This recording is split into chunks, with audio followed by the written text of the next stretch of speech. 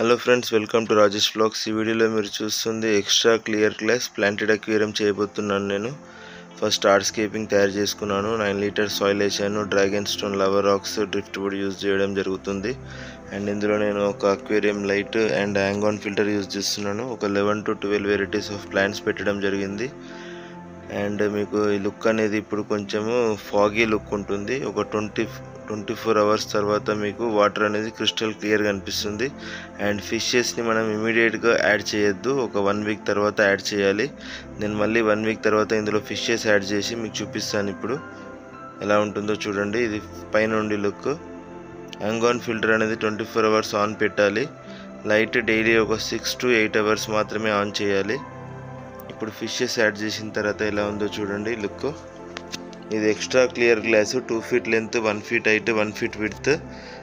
నేను 8 mm glass use చేస్తున్నాను. ఇక్కడ 6 mm అయినా సరిపోతుంది, కానీ 8 mm గ్లాస్ యూజ్ చేస్తే సూపర్ స్ట్రాంగ్ ఉంటుంది.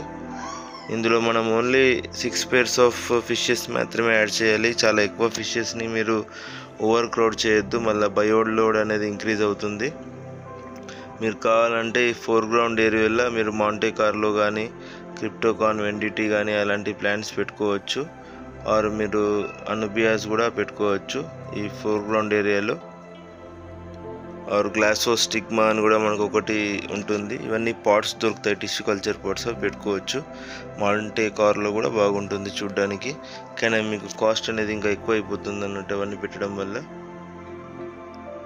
మీరు కూడా ప్లాంటెడ్ అక్వేరియం కావాలనుకుంటే మీకు స్క్రీన్ పైన ఇచ్చిన నంబర్కి కాల్ చేయండి. వీడియో నచ్చితే లైక్ చేయండి. Good bye.